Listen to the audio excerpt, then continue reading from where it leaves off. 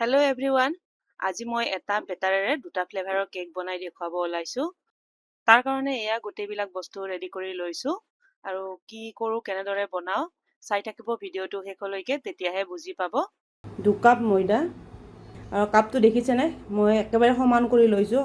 2 cup বুলি কওঁতে একেবাৰে ওখ কৰি ল'লে ভাল, মেজাৰমেণ্টটো আৰু গণ্ডগোল হৈ যাব, সেয়েহে এনেদৰে সমান কৰি লৈ ল'ব। 2 চামুচ বেকিং পাউডাৰ, আৰু দেখিছে চামুচবিলাক মই কেনেদৰে সমান কৰি লৈছোঁ। এনেদৰে ল'ব, লৈ তাৰপিছত এনেদৰে পিহি দিব। এয়া 2 চামুচ বেকিং পাউডাৰ, 1 চামুচ বেকিং ছ'ডা, নিমখ 1/4 টিস্পুন, 1/4 কাপ মিল্ক পাউডাৰ। এতিয়া গোটেইখিনি সামগ্ৰী 2-3বাৰমান চালি ল'ম। অলপ লাহে লাহে চালিব লাগিব, যিহেতু মোৰ চালনীখন সৰু হৈছে।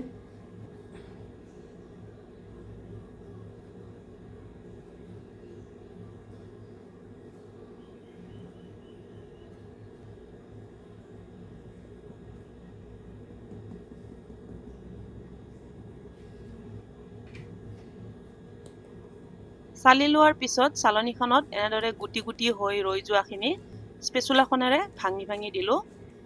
এয়া চালি লোৱা হৈ গ'ল। এতিয়া এইখিনি ছাইডত ৰাখি দিম। এতিয়া পনীয়া সামগ্ৰীখিনি ৰেডি কৰি ল'ম। তাৰ কাৰণে এয়া 8টা ডিম লৈ লৈছোঁ, যিহেতু মই 2 কাপ ময়দা লৈছোঁ। এতিয়া ডিমকেইটা ভাঙি ল'ম।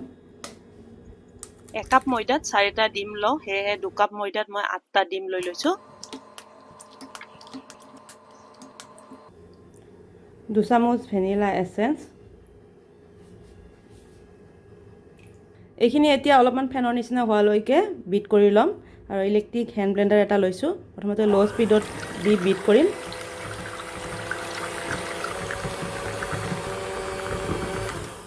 এয়া অলপ সময় বিট কৰি ল'লোঁ। এয়া নৰ্মেল চেনি মিক্সিত গুড়া কৰি লৈছোঁ। এতিয়া অলপ অলপ কৰি দি গৈ থাকিম।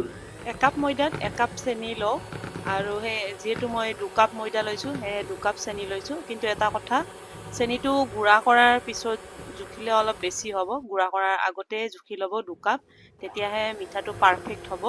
আৰু যদি আপোনালোকে মিঠা কম খায়, তেতিয়াহ'লে অলপমান চেনি কম ব্যৱহাৰ কৰিলেও হৈ যাব, কোনো কথা নাই। চেনিখিনি দিয়াৰ পিছত ডিমখিনি ডাবুল হোৱালৈকে বিট কৰি ল'ম। আৰু এয়া দেখিছে, প্ৰায় ডাবুল হৈ গৈছে। আধা কাপ ৰিফাইন তেল দি দিলোঁ। তেলখিনি দি আৰু অলপ সময় বিট কৰি ল'ম। তেলখিনি দিয়াৰ পিছত বহুত বেছি সময় বিট কৰি থাকিব নালাগে, নহ'লে অভাৰ বিট হৈ যাব। ডিমৰ ফৰ্ম ৰেডি, দেখিছে ডাবুল হৈ গৈছে। এতিয়া ইয়াত মই শুকান সামগ্ৰীখিনি এড কৰিম। শুকান সামগ্ৰীখিনি অলপ অলপ কৰি দি গৈ এনেদৰে মই মেচিনটোৰে মিক্স কৰি দিছোঁ, আৰু মেচিনৰ স্পীডটো একেবাৰে ল'ত ৰাখিছোঁ। আপোনালোকে এই প্ৰচেছটো হাতেৰেও কৰিব পাৰে, হেণ্ড হুইস্কাৰেৰে বা চামুচেৰেও কৰিব পাৰে। যিসকলে কেক বনাব জানে, মোৰ ভিডিঅ'বিলাক তেওঁলোকৰ কাৰণে নহয়, কাৰণ এই ভিডিঅ'বিলাক যিসকলে কেক বনাব নাজানে তেওঁলোকৰ কাৰণেহে মই বনাইছোঁ।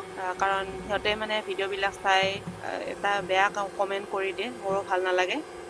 কেক সকলোৱে বনাব জানে ঘৰত, কিন্তু মই যিসকলে নাজানে তেওঁলোকৰ কাৰণেহে শিকাবলৈ চেষ্টা কৰিছোঁ অলপমান। আৰু মোৰ ভিডিঅ' চাই আপোনালোকে কোনে কোনে কেক বনাবলৈ শিকিছে, প্লিজ কমেণ্টত লিখিব, বা ভিডিঅ' যদি বনায় তেতিয়াহ'লে ভিডিঅ'ত মোৰ নামটো মেনশ্যন কৰিব।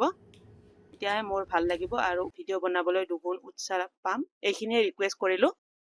মিক্স কৰাৰ পিছত বেটাৰখিনি এনেকুৱা হ'ব লাগিব। এয়া 2টা কেক টিন লৈছোঁ, এটা 7.5 ইঞ্চিৰ আৰু এটা 5 ইঞ্চিৰ, আৰু এনেদৰে বাটাৰ পেপাৰ লগাই চাৰিওফালে ৰিফাইন তেল সানি লৈছোঁ।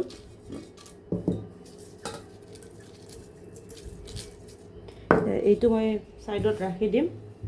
প্ৰথমতে এইটো ঢালি ল'ম।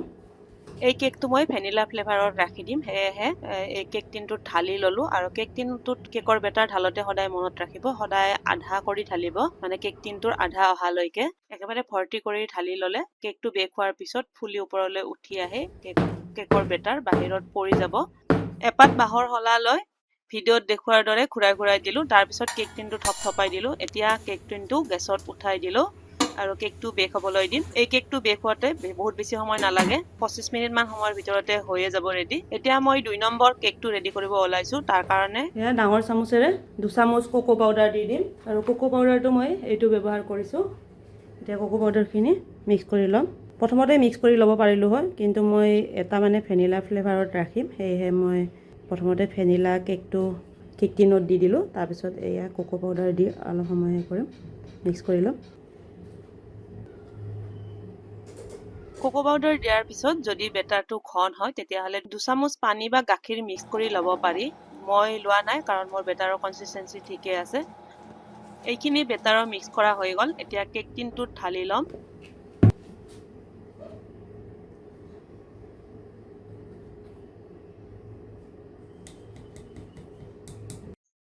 গোটেইখিনি বেটাৰ ঢালি লোৱা হৈ গ'ল। এতিয়া এপাত বাঁহৰ শলা লৈছোঁ। আগৰ কেকটো যেনেদৰে দেখুৱাইছোঁ এইটো কেকো তেনেকুৱাই কৰি দিলোঁ। তাৰপিছত কেক টিনটো কেইবাৰমান থপথপাই দিলোঁ। এনেকুৱা কৰিলে কি হয় জানানে, কেকৰ ভিতৰত ডাঙৰ ডাঙৰ হোল নাথাকে। কেক টিনটো ৰেডি হৈ গ'ল। এতিয়া গেছৰ চচপেন এটা উঠাই দিছিলোঁ 10 মিনিট আগতে গৰম হ'বলৈ। গেছৰ ফ্লেমটো একেবাৰে ল'ত ৰাখি কেকটো বেক হ'বলৈ দিম 1 ঘণ্টা বা 45 মিনিট সময়ৰ কাৰণে। এয়া দুয়োফালে দুটা কেক উঠাই দি থৈ দিছোঁ। এতিয়া 25 মিনিট সময় হৈ গ'ল আৰু এয়া ভেনিলা কেকটো ৰেডি হৈ গ'ল। দেখিছে কেনেকুৱা হৈছে দেখিবলৈ। ৰেডি হোৱাৰ পিছত এনেদৰে বাঁহৰ শলা এপাত কেকত ভৰাই চাইছোঁ। যদি বেটাৰ লাগি নাহে তেতিয়াহ'লে কেকটো ৰেডি হৈছে বুজি পাব। আৰু মই দেখিয়ে বুজি পাওঁ, সেয়েহে আপোনালোকক দেখুৱাৰ কাৰণে এপাত শলাৰে দেখুৱালোঁ। আৰু এইফালে চকলেট কেকটো ৰেডি হৈ গ'ল। আজি ৰেচিপিৰ ভিডিঅ'টো দিলোঁ। নেক্সট ভিডিঅ'ত ডেকৰেশ্যনখিনি দেখুৱাম। আজিৰ ভিডিঅ'টো এইখিনিতে শেষ কৰিলোঁ। ভিডিঅ'টো শেষলৈকে চোৱাৰ বাবে ধন্যবাদ।